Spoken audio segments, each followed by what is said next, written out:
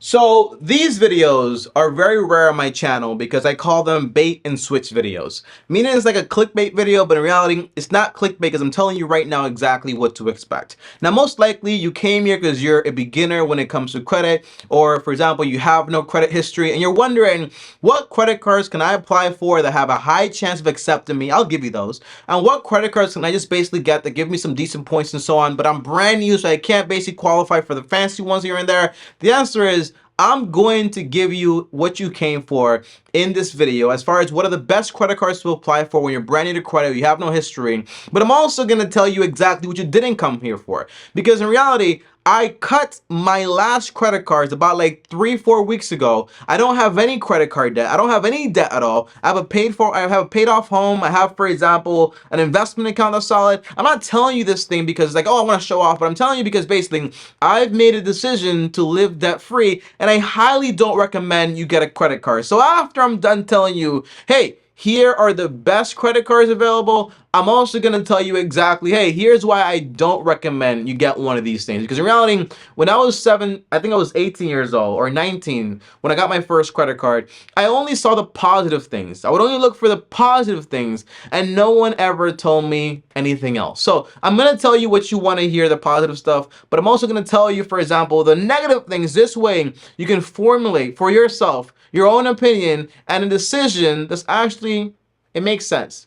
And actually has common sense, okay? That's the goal for this video. Now, the very first thing as always, guys, is like this video, share this video because it helps out a lot, but most importantly, it can help somebody out there that wants to get a credit card, but then they can find out, hey, here are like the cons to this whole thing, okay? Because very important to know the whole picture. Now, the very first thing, guys, is what you came here for.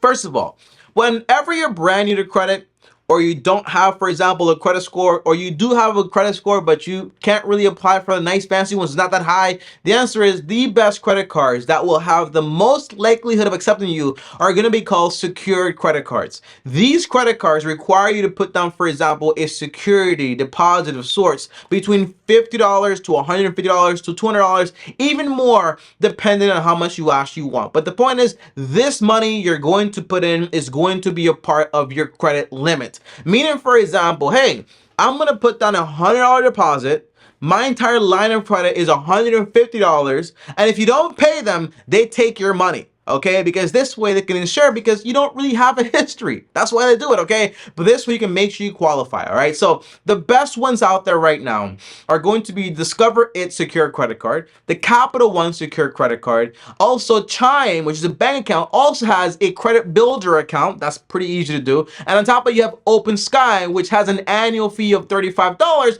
but they literally accept anyone out there. So if you apply for all the three up here, like the Capital One, the Discover one, and also the Chime one, okay? If you do all those things, you'll be just fine. But if you can't qualify for anything because you have terrible credit, the answer is this one is an option, which is Open Sky, but it does have an annual fee. Now, if you have, for example, a credit score, you can also, and you don't want to put down cash, you can also apply for the Discover It Credit Card Normal, the Capital One Platinum, or the Chase Freedom Card. These are also beginner credit cards in a sense, and they will have a high likelihood of actually accepting you. On top of that, here's another tip. A lot of the times you might not get accepted because of lack of history. They will tell you in the little card why you didn't get accepted. What you want to do is don't take that as a reason. You want to call in and say, hey, I have a job, I have some income, I have money, I want to get one, what's going on? And they usually turn around their decision. If they say no, call back later, talk to somebody else, and try to convince them to give you the credit card, all right? That's what I did initially. When I got rejected for a credit card, I would just call in and have basically fight it and get it, okay? There was never a credit card I applied for and I didn't get. Credit cards I got denied for, but I always got them after I made the call. Now, that's what you came to this video for, but here's what I actually want to give you so you can actually make up your decisions based on knowing the full picture. Number one, you did not earn a credit card application. You're not special whatsoever. Whenever I got credit card offers, I felt special. I felt chosen. I saw, hey, I'm getting offers left and right, 12 months, no interest. I'm so responsible. The answer is these are all just traps. They give you low limits so you can actually just get on the bait, get on the hook, and they'll pull you in give you more money. Before you know it, you're trapped and you're stuck. Number two, credit cards are not for emergencies. Credit cards for emergencies is like getting into a fight and calling your blind friend that has a black belt, okay? This guy comes in, he starts fighting. He's like, there's two people here. He beats up two people, including you, because he has no he has no loyalty, okay? It's not to make fun of blind people or whatever. It's just a clear-cut example. Credit cards don't care about you. They don't see anybody, okay? Whenever you use a credit card, whether it's for an emergency or not for emergency, they're gonna charge you interest no matter what. They don't care about you in that way. Now, number three is, guys, points don't matter. I know the idea of, I'm gonna spend this money anyways, why not get points for it? To spend $100 to get back $1 is ridiculous. And to run the risk of being charged 18% a year is ridiculous. On top of that, statistics show that basically, on average, people spend 12 to 18% more money. If you don't think this is true, if you have a credit card balance or you know someone with a credit card balance, ask them, what do you spend that money on? Do you remember? Most people absolutely do not know. Ask them how much they paid for something. They don't know because it's just so easy to swipe up and swipe left and just basically buy things on debt, all right? Now, on top of that, 100% of the people that have credit cards and use them, they're in debt. Debt adds stress, debt adds bondage, that is usually going to be a problem. And it also enables a lot of bad habits. Here's why. When you owe people money, it's stressful, obviously. When you owe people money and you need to service it and pay, you can't just quit your job because you have responsibilities. And on top of that, it promotes a lot of bad habits. You know, a good habit is if you want to buy something and you can't afford it, you wait, you save. But whenever you have credit available, it promotes the habit of saying, hey, I can't afford to pay this in cash, but I can afford it in credit. I can afford the payments. I can buy $500 worth of stuff and pay 50 bucks a month. That's possible. Let me do that. That's bad habits. It basically promotes. That's one other reason why you actually don't want to get involved in credit. Now, you don't need to build credit. I know this sounds kind of weird because everyone tells you do when it comes to buying a car, buying a house, getting insurance, getting an apartment, all this stuff. But in reality, what you really need is a history of your finances, okay? Think about this, okay?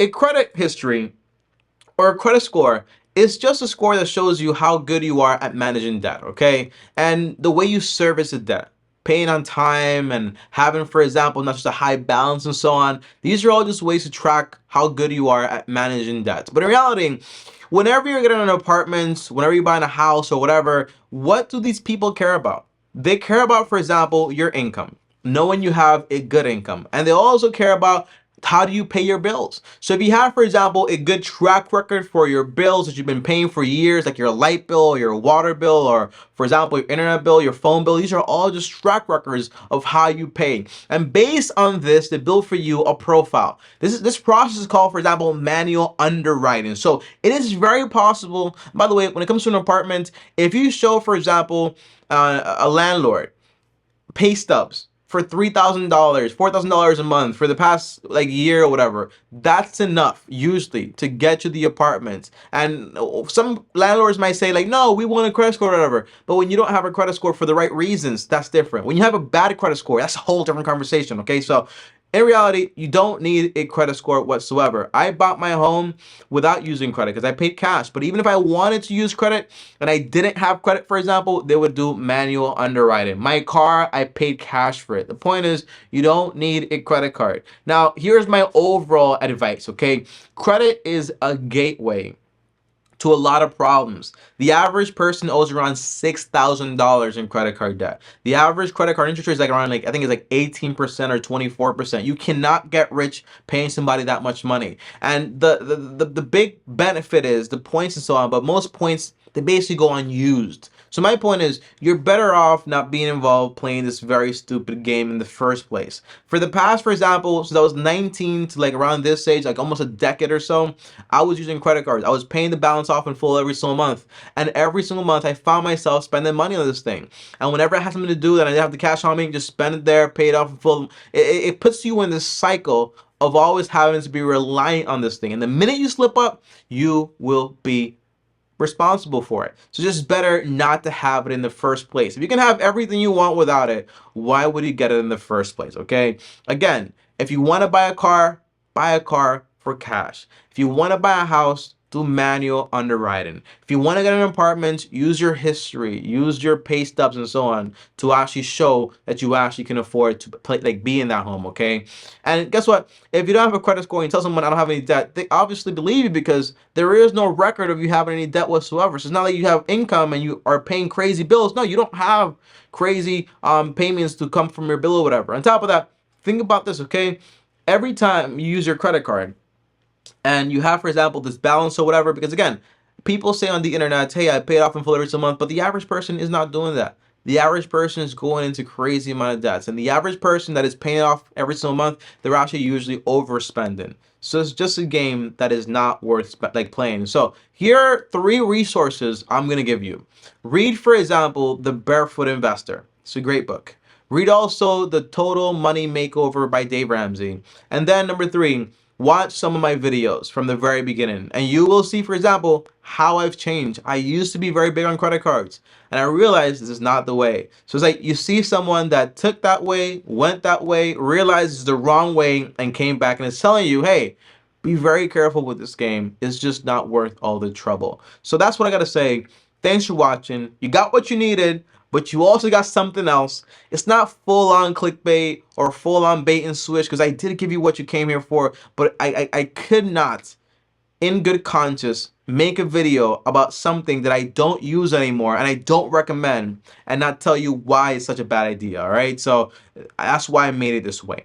But thanks for watching. Like, subscribe, hit the bell so you get notified. Stick along with me in this channel if you're brand new to investing or like all this stuff, because I do have a lot of videos teaching you guys exactly how to get this stuff done. Okay, again, watch a lot of my recent videos because in my older videos I did have different concepts when it came to debt and so on. So again, just use common sense and know what I'm telling you is what I'm telling you, because this is what I'm doing. And when I give advice based on what I would tell my mom to do or my family members to do. It's not about money. It's about what would I want my mom to do and what is the safest thing possible, all right? And as always, like, subscribe, hit the bell so you're notified, all that good stuff. Up here is a banger, another video.